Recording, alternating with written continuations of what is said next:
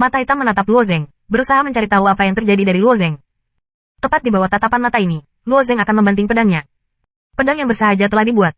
Ada pedang. Saat Luo Zeng melangkah semakin jauh pada kesucian liris, ia juga menambahkan semakin banyak hal dalam pedang. Kekuatan, energi, dan pembunuhan murni. Tapi fondasi pedangnya masih merupakan pedang. Mata yang mengintai di air hitam masih agak bingung. Setelah melihat pedang ini, matanya tiba-tiba menjadi cerah, seolah-olah ada berita tertentu yang dikonfirmasi, dan semua keraguan menghilang. Hei! Saat Luo Zeng bergabung semakin banyak Shinto, semakin lengkap, kekuatan energi lele meningkat secara eksponensial. Pedang yang diambil Luo Zeng berubah menjadi pedang pendek. Peternak menjaga pembakaran pedang dan membunuh pedang. Ini telah menggerakkan pembunuhan besar. Pedang ini akan dihancurkan dan harus dihancurkan oleh Luo Zeng Yu.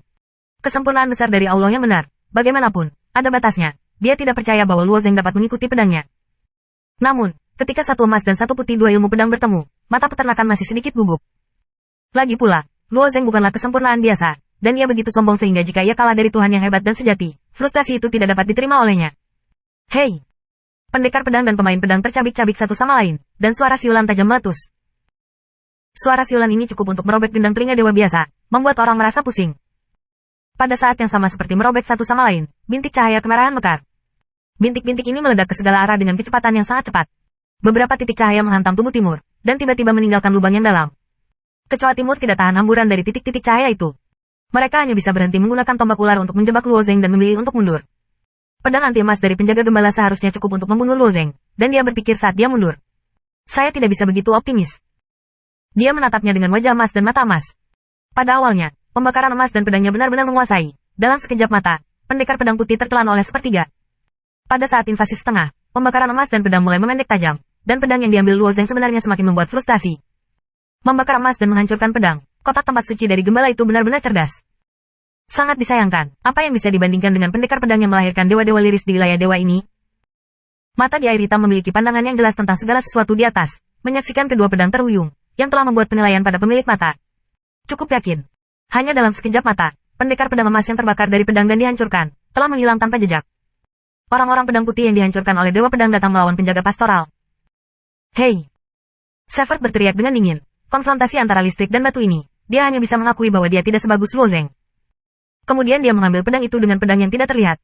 Membakar emas dan menghancurkan pedang adalah salah satu pembunuhan terkuat dari penjaga pastoral. Pedang ini memakan banyak jalan. Bahkan jika dia seorang suci, dia hanya bisa menghancurkan 3 pedang paling banyak. Jika terpaksa memaksa dantian jika Anda memiliki lebih banyak pedang di tubuh Anda harus menembusnya, yang akan melukai fondasi dunia. Tapi pedang kedua sudah cukup. Distrik ini penuh dengan Tuhan yang benar. Mungkin itu adalah batas pedang sekarang.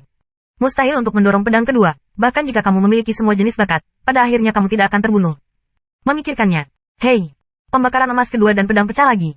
Tapi pria pedang ini baru saja keluar, dan wajah peternakan hewan tiba-tiba kaku. Ini. Luo Zeng di depan tangan memegang pedang bayangan, terbang menuju langit. Pedang putih, seperti benang sutra yang melayang di udara, membentuk sudut yang kompleks dan menuju ke pastoral.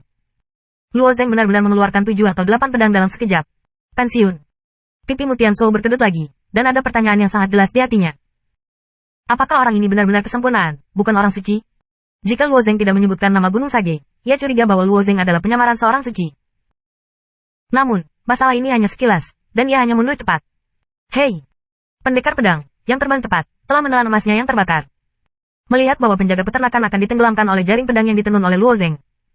Tidak jauh dari timur, kecoa itu tiba-tiba melintas, satu tangan tergenggam di bahu peternakan, dan tombak ular lain tiba-tiba muncul.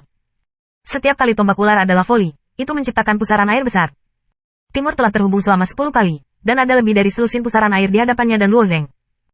Di bawah kecepatan tinggi yang melayang-layang, pusaran air ini telah menyebabkan pendekar pedang Luo Zeng untuk berlarian, yang sangat kacau balau. Bagaimanapun, perhitungan Dongfang telah memblokir ofensif Luo Zeng.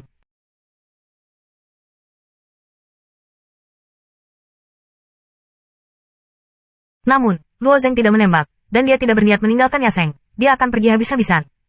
Saat matanya melirik, sayap guntur di belakangnya tiba-tiba bergegas menuju dua Yaseng. Dataran putus asa. Termasuk lengkungan Kaisar King di kejauhan ke timur jauh. Zeng Yuan berkata, saudaraku yang murni, anak-anakku sulit, harus menyelamatkan. Setelah melemparkan kalimat ini, Kaisar King sudah terbang ke kiri dataran putus asa. Kecoa murni oriental masih bertarung dengan penobatan. Meskipun ia dan peternakan, tangan bersama Tang Lun lebih unggul. Namun, ketahanan iblis terlalu abnormal, dan pertempuran sepihak ini menjadi tarik-menarik. Ambisi oriental murni memiliki niat untuk meninggalkan Kaisar King di dataran putus asa, tetapi Kaisar King telah meninggalkan alasan ini, dan kalajengking oriental murni juga sulit dihentikan. Hei! Setelah King Di bergegas keluar dari dataran keputusasaan, itu berubah menjadi mang hijau, dan terbang di perairan hitam dengan kecepatan yang sangat cepat. Setelah kabut asap telah mundur dalam jarak tertentu, dia belum melarikan diri. Dengan asap, dia dapat dengan cepat menemukan Luo Zeng. Rahasia identitasnya tidak boleh diungkapkan. Setelah timur murni diketahui, itu adalah bencana baginya. Metode teraman adalah membunuh Luo Zeng dengan kecepatan tercepat, jadi dia mengabaikan kecurigaan murni dari timur dan secara paksa meninggalkan dataran keputusasaan. Jika aku mengendalikan aliansi raksasa ini, aku akan menyesal padamu. Sayangnya, kamu tahu terlalu banyak. Di mata Kaisar King, ada sedikit pembunuhan. Dia dan Luo Zengben tidak memiliki banyak kebencian, dan kinerja Luo Zeng juga sangat menarik. Jika dia bisa bergabung dengannya, dia pasti bisa digunakan kembali. Sekarang Kaisar King adalah untuk sangat mudah, dia harus mengeluarkan Luo Zeng.